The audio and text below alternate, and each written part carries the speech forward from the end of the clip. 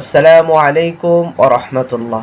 প্রিয় দর্শক, দৈনন্দিন কিছু গুরুত্বপূর্ণ মাসনুন দোয়া যেগুলো সবসময় আমাদের প্রয়োজন, এরকম গুরুত্বপূর্ণ 7টি দোয়া সম্পর্কে আজকের এই ভিডিওতে আলোচনা করব ইনশাআল্লাহ। 1 নাম্বার, টয়লেটে প্রবেশের দোয়া। 2, টয়লেট থেকে বের হওয়ার দোয়া। 3, অজুর শুরুর দোয়া। 4, অজুর শেষের দোয়া। 5, কাপড় পরিধানের দোয়া। 6, নতুন কাপড় পরিধানের দোয়া। 7, কাপড় খোলার দোয়া। প্রিয় দর্শক, 7টি অত্যন্ত গুরুত্বপূর্ণ দোয়া সম্পর্কে আলোচনা করব ইনশাআল্লাহ। চলুন এবার শুরু করা যাক। দৈনন্দিন কিছু গুরুত্বপূর্ণ মাসনুন দোয়া।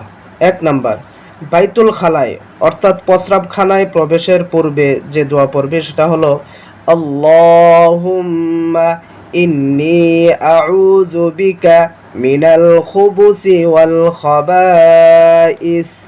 আবারও বলছি, আল্লাহুম্মা ইন্নী আউযু বিকা মিনাল খুবুসি ওয়াল খাবাইস।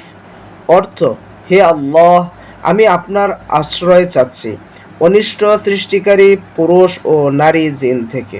প্রিয় দর্শক, 2 নম্বর দোয়া হলো বাইতুল খালা থেকে বের হওয়ার পর যে দোয়া পড়বে, অর্থাৎ টয়লেট থেকে বের হওয়ার পর যে দোয়া পড়বে সেটা হলো গুফরানাকা আলহামদুলিল্লাহিল্লাযী আযহাবা আন্নিল আযা ওয়া আফানি।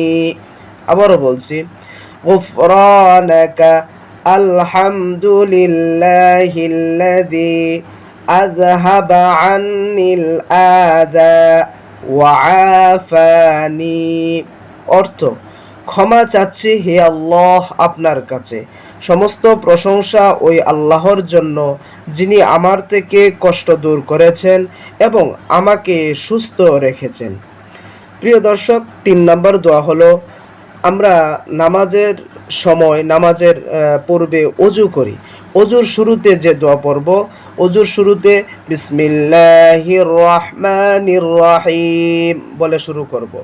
4 নম্বর দোয়া হলো অজুর শেষে যে দোয়া পড়ব, অজুর শেষে এই দোয়াটি পড়ব, আশহাদু আল্লা ইলাহা ইল্লাল্লাহু ওয়াহদাহু লা শারীকা লাহু ওয়া আশহাদু আন্না মুহাম্মাদান আবদুহু ওয়া রাসূলুহু।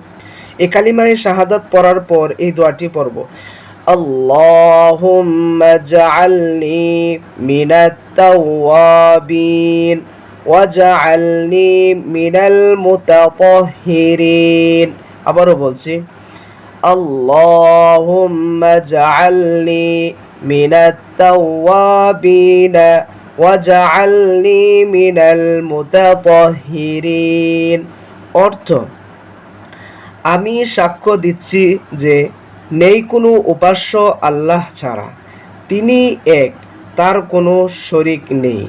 আমি আরও সাক্ষ্য দিচ্ছি যে মুহাম্মদ সাল্লাল্লাহু আলাইহি ওয়াসাল্লাম তার বান্দা ও রাসূল।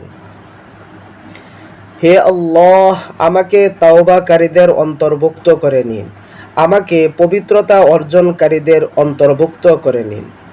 ফায়দা, রাসূলুল্লাহ সাল্লাল্লাহু আলাইহি ওয়াসাল্লাম ইরশাদ করেছেন, যে ব্যক্তি অজু করবে এবং উত্তম রূপে অজু করবে অতঃপর উক্ত দোয়াটি পাঠ করবে, তার জন্য জান্নাতের 8টি দরজা খুলে দেওয়া হবে। সুবহানাল্লাহ, সে তার যে কোনোটি দিয়ে ইচ্ছা প্রবেশ করতে পারবে। প্রিয় দর্শক, কত ফজিলতপূর্ণ এই দোয়া।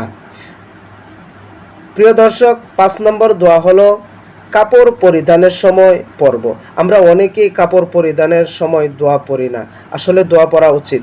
সেই দোয়াটি হলো আলহামদুলিল্লাহিল্লাযী কাসানি হাযা সাওবা ওয়া রাযাকানিহি মিন গায়রি হাওলিন মিন্নি ওয়ালা কুওয়া।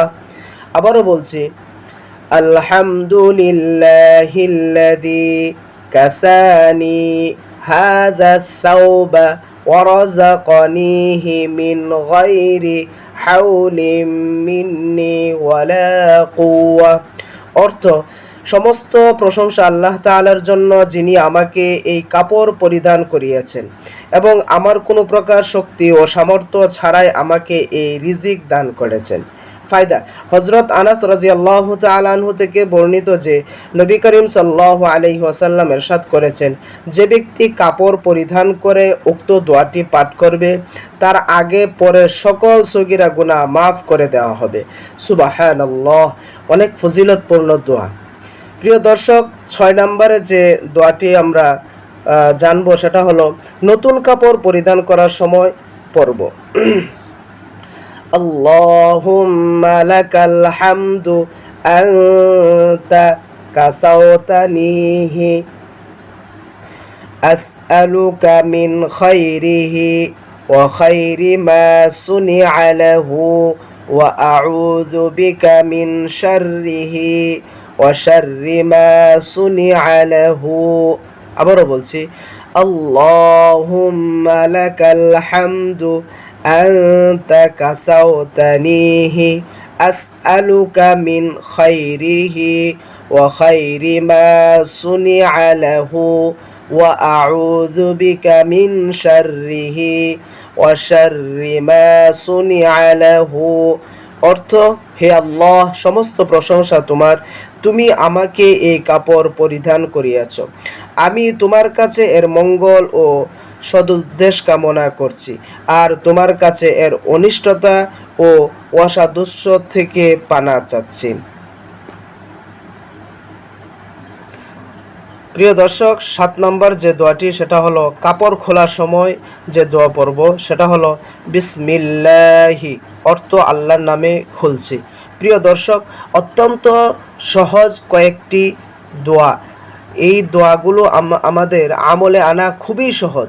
আমাদের যদি ইচ্ছা থাকে তাহলে সুন্নতি জিন্দেগি গঠন করা আমাদের পক্ষে অনেক সহজ, অনেক সম্ভব। আমরা যদি চেষ্টা করি তাহলে হবে ইনশাআল্লাহ। আল্লাহ সুবহানাহু ওয়া তাআলা এই গুরুত্বপূর্ণ 7টি দোয়া জীবনে আমলে আনার তৌফিক দান করুন। আমিন।